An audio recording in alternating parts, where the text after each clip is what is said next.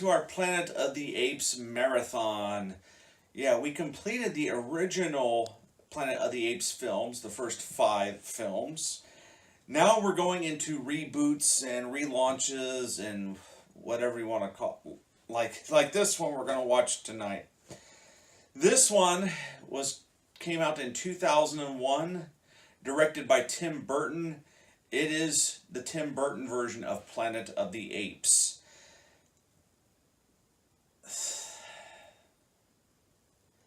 This film came out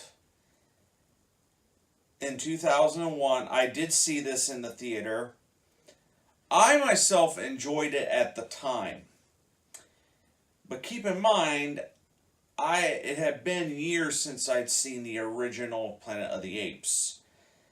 The following Christmas, not only did I get this version, the Tim Burton version, on DVD for Christmas, but also what also ended up in the household was the original Planet of the Apes with Charlton Heston and Roddy McDowall, and I ended up watching that, and I thought, wow, this is significantly better than what Tim Burton pulled off. And, no disrespect to Tim Burton, but this was not a very good film in his library. It's just so... It's Tim Burton trying to tell the same story, but instead of... It's like he tried to incorporate all 5 of the original movies into one. So, yeah, you'll see that as you watch this film. However, I will compliment one thing. I'm looking for the case. I don't know what I did with it. Anyway, the one thing I will compliment about this movie, the makeup job that is in this film is brilliantly done. I don't know how to describe it, but Tim Burton brought on Rick Baker, the legendary Rick Baker, to do the makeup appliances for this film. And as well as John Chambers' version from the original series. As you can see there's Roddy McDowall in makeup. But as you can see, they all had the same shape and design. But you could differentiate between orangutans and chimpanzees and whatnot. But in here, Rick Baker did some amazing work, just defining what is a gorilla, what is a chimpanzee. I'll talk a little bit more about this as we watch the film. Film stars Mark Wahlberg, Helena Bonham Carter, Michael Clark Duncan, Stella Warren, Paul Giamatti, and Tim Roth in this film. This is Planet of the Apes from 2001, directed by Tim Burton.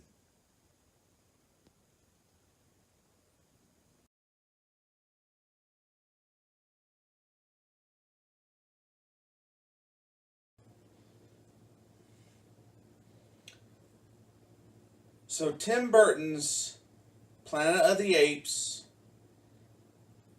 released in 2001.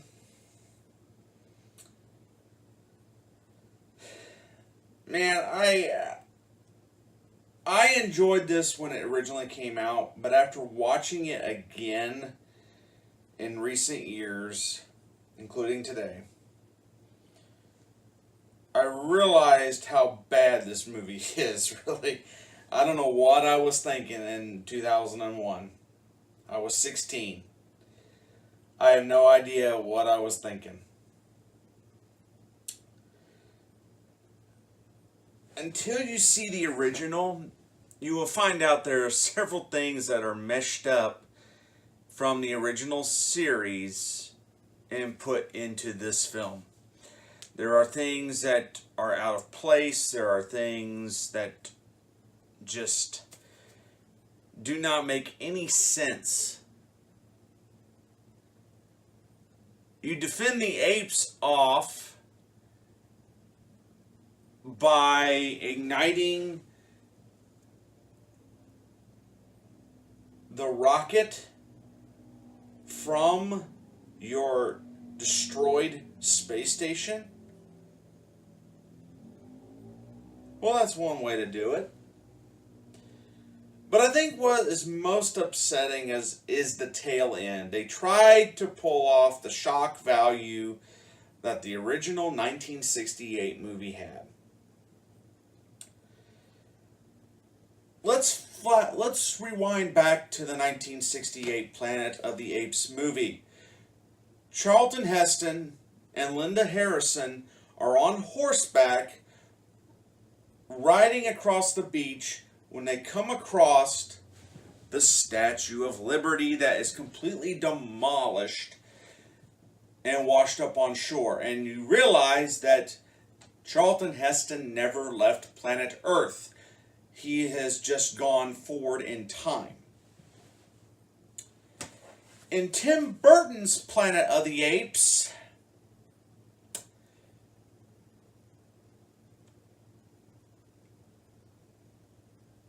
it is left kind of up in the air where Mark Wahlberg went throughout the majority of the movie. But then at the tail end, he crash lands on the Lincoln Memorial, or what he thinks is the steps of the Lincoln Memorial, to find out that apes are still ruling the society. Yeah. Tim Roth's character, General Thade, is regarded as the Abe Lincoln. Oh. It's what the heck? And then you find out that everybody's still apes, but it's in a modern ape society. What the heck were you thinking? Now, I read some information during the production of the film. This DVD actually had some nice behind the scenes bonus content. You know, from the costume design to the armor to how the apes walked to make it look authentic. And Rick Baker did a fantastic job of doing the makeup. That's not the problem. It's not the hardware or the software that they used to pull this off. It was the story and the things that they did. I read some things and found out that Fox had actually been working on the project for years. They had several directors attached, including James Cameron and several other directors. I think even Robert Rodriguez at one point was attached. But then he left because he was told to scale it down to make it more affordable. And so along comes Tim Burton. Tim Burton directs it, and Tim Burton does not have a screenplay. Matter of fact, they were making the screenplay up as they were shooting. The original screenplay was written by William Broyles Jr., who, for those of you who don't know who that is, he wrote movies like Apollo 13, he wrote Castaway, and he even wrote The Polar Express. He did a lot of stuff for Robert Zemeckis and Ron Howard. But the trouble there was they did not fully like William Broyles Jr.'s script. So they brought in two other screenwriters that were writing the script as they were shooting. Yeah. You can't do that. And plus, there was tremendous pressure under the reign of 20th Century Fox on how to do things. Tim Burton actually did not. Tim Burton is taking the blame, but Tim Burton is not entirely at fault. So, Tim Burton, I give him a little bit of leeway on this, because all the effects worked. How it was done didn't work. And Fox wanted to do a sequel to this. It was at the time it came out, it did fairly well financially, but a lot of critics and moviegoers did not like this movie. I wonder why. Oh, geez. So, needless to say, did not continue on with this version of Planet of the Apes. Thankfully, they didn't. So, 20th Century Fox still wanted to do Planet of the Apes. So they rebooted it again in 2011. And we'll talk about that one next time. So from me to you, see you later.